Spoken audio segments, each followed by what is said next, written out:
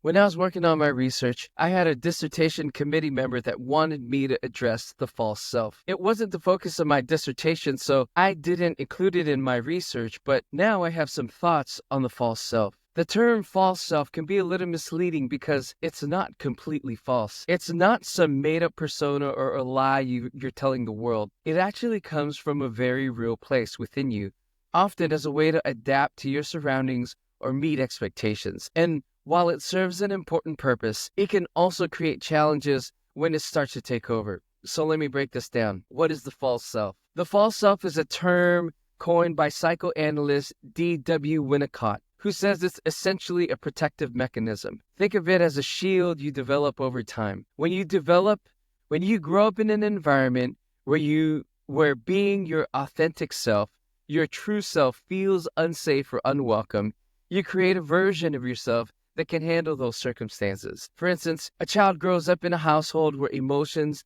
like anger or sadness aren't allowed. They might learn to suppress those feelings. Instead, they show a version of themselves that's always fine, even when they're not. Over time, this becomes their false self, a way to survive, avoid conflict, or gain approval. And it doesn't stop with childhood.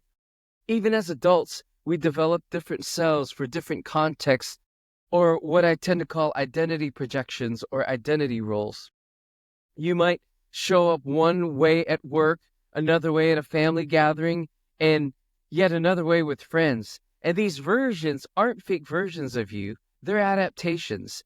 But the problem arises when these adaptations become permanent masks and you lose touch with the authentic core of who you are. Now, there's a difference between the healthy false self and an unhealthy false self. And here's the distinction. A healthy false self is flexible. It's like putting on a suit for a job interview. It's not who you are all the time, but it helps you navigate a specific situation. For example, maybe you don't feel super confident in a high-stakes meeting, but you project confidence to get through it. That's not fake. It's a skillful way of managing the moment. Keep in mind that a projected identity takes a lot of energy and it'll get tiring when you live in a projected self. But here's where things can go wrong. When the false self stops being a temporary tool and becomes your default mode, it's no longer healthy. You might find yourself living for the expectations of others, constantly performing roles that don't feel authentic. Over time, this can lead to burnout, anxiety, and even confusion about who you really are. Research supports this. Studies in psychology show that when people over-identify with roles or personas that don't align with the true values, they often experience emotional exhaustion and a lack of fulfillment. The false self becomes a prison instead of a tool. Celebrities and famous people can get caught up in a false self that moves into the default mode. When you hear the stories of them caught up in exhaustion, anxiety, or burnout, that's what this is about. It's hard to keep playing someone that you're not. And some just keep going, trying to outdo the last album or the last movie, or they get stuck in this cycle.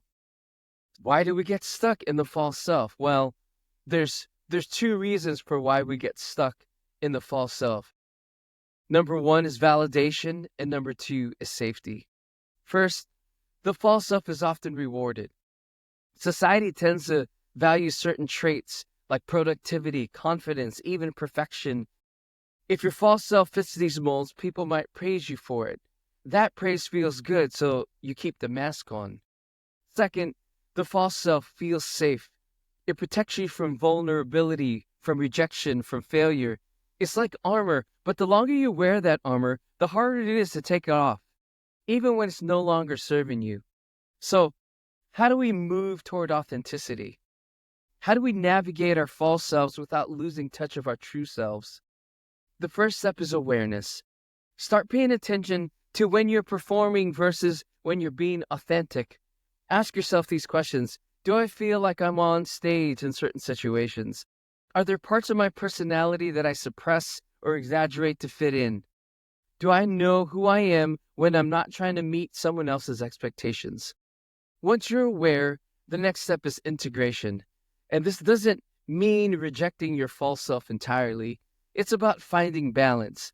Your false self can still serve a purpose, but it shouldn't overshadow your true self. For example, author and marketer Seth Godin talks about the stories we tell ourselves.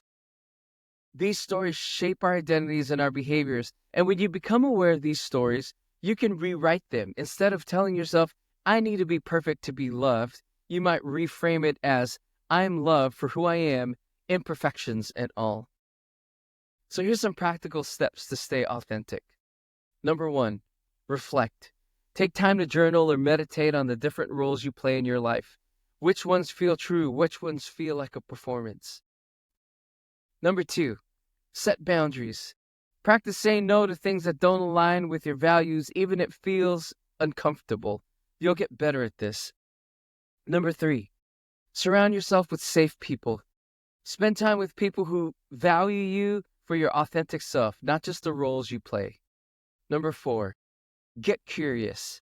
Instead of judging yourself for having a false self, get curious about it.